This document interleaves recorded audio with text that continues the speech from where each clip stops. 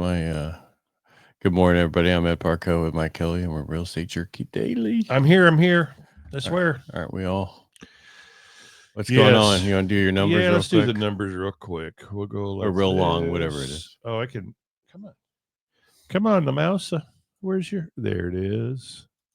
Look, there it is. 501 closed sales per day, week ending May 17th, 2025.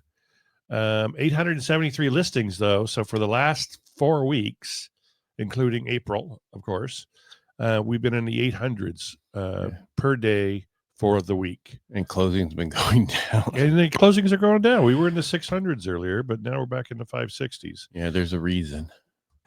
You think it's the interest rates? Maybe it's a lot of uncertainty. I go through some numbers in a minute. Lackadaisical attitude of some buyers. I want to thank the buyers that bought last year and the year before, and tell them you made a very wise choice because you're at a lower price than anybody is today. Anyway, look at everybody's a lot more people on the listing side. 33.8% up 10%. The closed sales pretty good. Entered in escrow, not so bueno. And realtors' attitudes are pretty pissy, where sales will be up and prices will be up, but listings will be up. You sure about that? Yeah, I think prices will be up. Oh, especially here. Yeah, but not like through the roof up, just up. Yeah. So I just listed 501 Hamden, 501, I like to say. Oh, look at that, 501 closed sales per day. Anyway, 501 Hamden, 2,910 square feet, 4 or 5 bedrooms, 3 full baths, a beautiful, beautiful pool. 3-car garage, gorgeous home, asking $835. It's going to hit the market this afternoon. I should have pictures in about 35 minutes. And showing. It'll be vacant with a lockbox. It'll be the easiest thing, and the alarm code is in the lockbox. I'm not just going to give it to everybody. I know most of you realtors out there will probably set the alarm off anyway, but I'm trying to make it as simple as possible for you. All right. One of the things I saw, and I was trying to find it, is in April, largest percentage of cancellations. We talked about this. No, but this is new. This is for April. New numbers? Yeah, this is new numbers. Oh, it was March numbers we talked about this before. This is the most it's had since pre-pandemic. Wow. Yeah, since like when COVID hit, the 2020, when everybody backed down the first month or so. Yeah, the world's going to end. And you should have just closed escrow and figured the word. And I think that's why you're seeing, the numbers aren't going through, matching the listings. Yeah, the pending sales. Correct. Not the sold and the pending listings. sales. Yeah, people are backing out. Yeah, unfortunately. Let's see. What do I have? Existing home sales. I think we talked about this yesterday, but I want to back up. It's down 0.5% to 4 million annualized pace. It's down 2% year over year. This is existing home sales. Inventory and pricing. Median existing home prices at $414,000. That's nationwide, and that's in this month that they're talking about. It's up 1.8%, not year over year. Okay. Inventory. They said inventory is at 1.45 million units, up from 9% from March. It's funny because we see under Housing Wire, there's only 700 and some thousand. So maybe they're talking about multifamily also, and a bunch of other ones that are totally for sale. Yeah, not just single family homes. There's new construction that may not. That doesn't count that. Yeah. It doesn't count it at all. No, right? No, it counts it. New home sales are counted separately, completely different. Okay. But 1.4 million, you said? Yeah, 1.45 million units that are the inventory. But Housing Wire shows in the 7s. Yeah, but I think that's only single family. Oh, okay. Yeah, not multi units. Like correct. That's what I said. Yeah, like you just. All right, buyer mix. On average, the houses are 29 days on the market, down from 36. This numbers that we're going through. 18% sold above list price, down from about 27% in general, meaning that usually it's 27% sold at above list price. Only 18 is. First-time home buyers are 34%, cash buyers 25%, and investors are only 15%. The big thing they saw a drop on is second homes. Oh. Not really picking them up right now. Yeah, can't afford a second home just right now. So new home sales in April. This is a bright spot. New home sales rose 10.9% to 700. I can't even talk to 700. What's new every day? I can't talk. 743,000 annualized pace. Inventory new homes is down 0.6 to 504,000. So I would probably, maybe they are counting that 504 plus the 700 would get pretty close to our number. Yeah. Median new home prices rose 0.9, so let's say 1% to 414,500. Basically what we were talking about earlier. Right. Well, 10% seems like a big number, but it's compared. The 10% is of what? What was it before? Prior to? Yeah, the month before. Yeah. Well, and that could be it's 10 for every 100. That could be big on 1,000. That's 100. Right. On 10,000, that's 1,000. Math is so much fun when you just move the zero. Did you learn that in second? I learned it somewhere. Probably second. I think I remember. So overall, from what I've been reading and listening to, we're going to see Florida, Texas, and places like that have more inventory and tick up. Tennessee, places where people were moving to and buying second homes, are going to see more houses on the market, and they're going to have a correction there. What that correction means, don't know, but it would be a good place to go buy, basically what they were saying. Yeah. And you were saying yesterday Texas's inventory has moved up. Texas and Florida. But almost equal to what Florida's was. No, Florida was 363% higher right now than they were before. 363% higher, not just 10% higher, not 25% higher, 363% higher. Wow, that's a big increase. That's like, that's a it doesn't matter what number you start with. That's a big increase. Yeah, well, if it was 100, that'd be 300. I am dazzled by your math skills. Yeah, anyway, what else we have? Rents rose 2.9% year over year in March, holding steady from February. What that means, adjusted inflation rates down the road, CPI could be at 2.3% versus the 2.8 that showed in the last report. Okay, so it should get better with inflation. The PCE, which is the favorite of the Fed, had 2.4%. Had 2.6% in the last report, and they're showing right now it's 2.4%, because each of those should show that inflation's getting better. Yeah. However, with tariffs and all the other stuff, and then with what Trump just dropped today on Truth Social about how he wants to do 50% to the European Union if they don't do something by the 1st, and then some other stuff, it's just messed up the market today. Yeah. Did it again. Oh my gosh. Well, what are you going to do? Most powerful man in the world. So the 10-year sitting at 4.51, open at 4.53. The low was down to 4.45. You're going, what? What's the big deal? It's just sitting here, and it needs to get down in 3.5 to see some changes in real estate. But overall, at least it's not 7.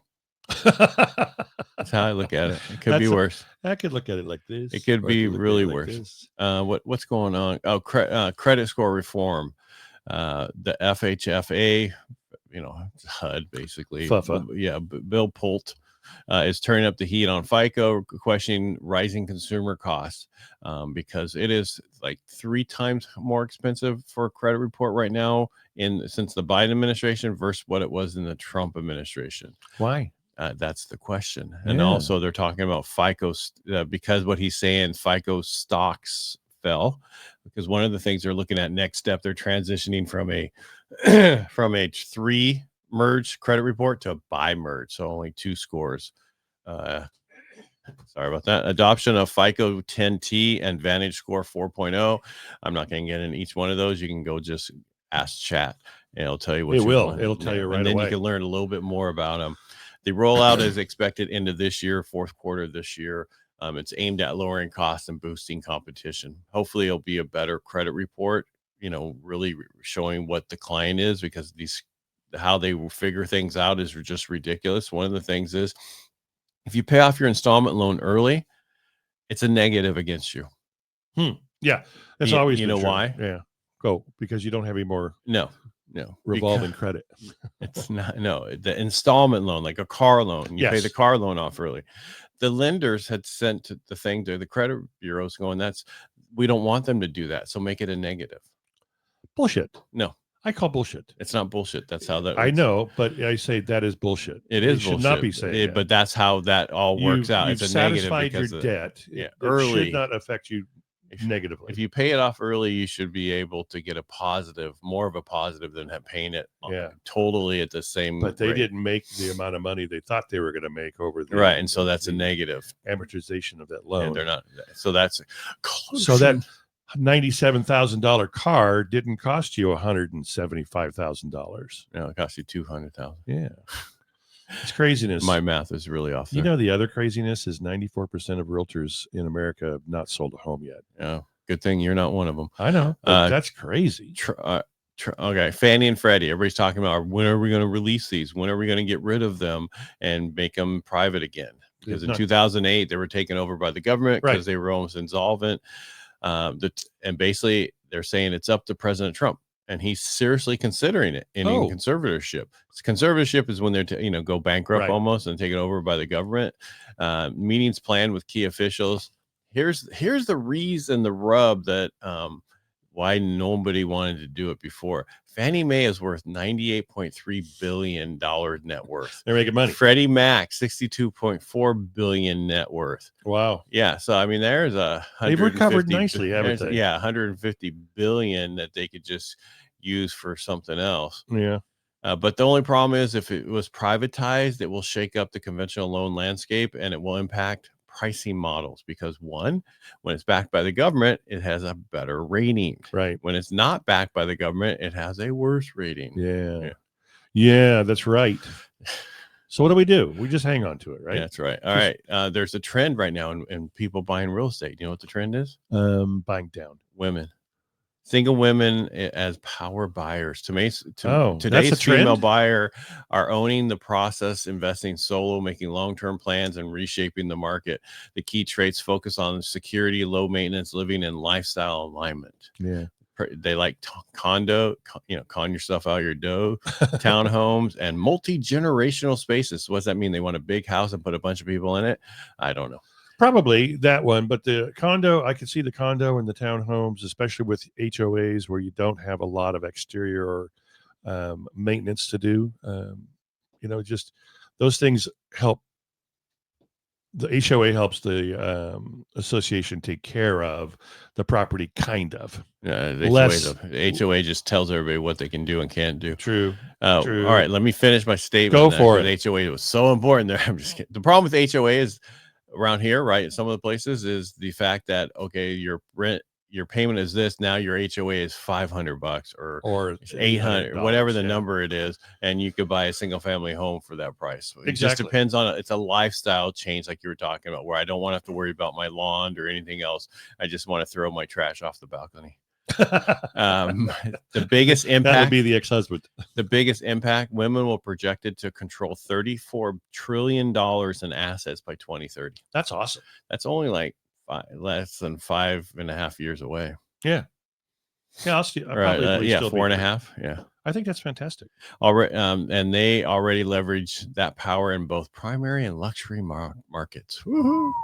What else do I have? Anything else? Oh, outlook, inventory outlook. Do we want to talk about that? Yeah, home price forecast. We were talking about predicted. There's the word I'm looking. Predicted growth for 2025 is 1.77% nationwide. That's it. Oh, wow. But that's still growth.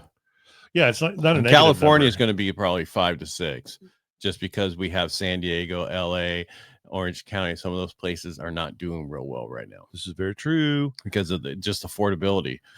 First time buyer home price down there is 1.2 million. Yeah. Well, when you set LA on fire, that matches the coordinates of where the high speed rail is going to go. You're going to have some negative outcome. Well, they just turned the water off. You mean there, so they could just let it burn. Let it burn. Inventory check. We talked about 1.45 million homes for sale nationwide, but that's not the ones we look at. True. That is just that could be multifamily and new home sales and existing home sales. But we're still below historic norms for overall, and not norm like the one. I was going to say, do we need a moment of silence for norm? Yeah. Historic norms is 2 to 2.5 million homes for both those markets on a normal time. Yeah. Encouraging sides. It says purchase applications are up year over year for 16 consecutive weeks. The problem is up is a loose term because it's 1% or 2% is not really up. Yeah. It's not a surge. And despite the mortgage rates around 7%. So the thing is, you count mortgage apps, closings, most important thing. Yeah. not applications, Right. because that's like the new home sales is applications, not Right. closing. So that means there could be up 1 month and they cancel all those because what just happened, and then they're going to be down the next one. Exactly. So it's like the realtor and the Instagrams and the inner Googles and stuff that, pending sale. You see that big picture and they're holding a pending sale sign and they're so happy. And then 4 days later, they're like, I'm so proud to announce that this property is back on the market. Why would you be proud to announce that? Because you get a second chance. We like second chances. Yeah, we like second chances. I don't do that. I just do closed. It closed. Gotta go live on Instagram. Oh. So they're gonna be a little behind there on Instagram. Is there a time, a quantum time shift going on? Yeah, exactly. Right now Okay. we're behind. All right. So the key we learned today: stocks are down, mortgage bonds are up, existing home sales cool, but new home sales surge. FHFA eyes FICO reform, Trump eyes GSE release, and women are driving real estate market with confidence. What does that mean? If you're in real estate, I would focus on going after women. Yeah, but not at bars and stuff like No, that. not- Do some smart farming. And inventory is growing, and that's a good thing. One last thing, then you can talk. Final note: all eyes are on next week's PCE data, which could set the tone for summer housing and rates. What's up? Is PCE personal consumer consumption expenditures? Yes, personal consumption expenditures, which is Fed's favorite gauge of inflation. Yeah, nice. And remember, 873 listings per day last week in the state of California. So there's some inventory, not fantastic, not huge, but there's some here local too. There is, but it's again, people, only one person can buy it. So what? Yeah. And I think first time people who are looking for homes think they're going to get 100% of what they want when they have to realize they're only going to get 75%, maybe if they're lucky, everything they want. I know, but people want that. I know, but you never get it. People want, even when you build it. Even with new, you don't, because someone's got to put in that backyard. And I can tell you that's a lot of work. You just did the front yard. Yeah, and the yard looks great, by the way. I love pulling up to the place now, except for that one funky board that your neighbors love, but is just holding up that corner of the house. Of course. Oh, yeah. Yeah, well, when they can finish, it's out being powder coated. Yeah, cool. And then I want to get it wrapped with the stucco, and they're like, well, I don't know if it can be done. Well, we asked somebody, because then it'll look like it's part of the house instead of afterthought. Oh, they're talking about just an exterior application. Yeah, a brace. Yeah, okay. It's going to be painted. And I can see why you would want to hide it with the stucco. I mean, you're not going to really see it unless you really look, but I just don't want to see it. Right. I get it. 100%. All right, everybody, make it a great day, and we will talk to you on Tuesday. No Monday. Yeah, happy Memorial Day. Get out there. You can't thank somebody's service, but you can remember them. That's right. There you go. And I'll watch. And thank you for your service, Ed. Thank you. I'll watch some military movies on Monday. What, Band of Brothers? No, some real ones. Oh, that's a good one, though. I like that series. I liked, what was the one where the guy climbed up the hill and got all the wounded for 24 to 48 hours. He was a medic. He wouldn't carry a gun. Oh, what was it? Definitely not Heartbreak Ridge. that was Clint Eastwood, and that was at Camp Hilton when I was there. Okay. They were filming that one. Yeah, that wasn't Dunkirk, was it? No. Okay. No, Dunkirk was when all the civilian ships were out there. Right. To protect. Yeah. Okay. All right. We'll talk to you later. Make it a great weekend. 3 days for you kids. All right. Enjoy. Go have a hot dog on somebody. Yeah, and then go buy a house. All right. Talk to you later. Bye. Bye.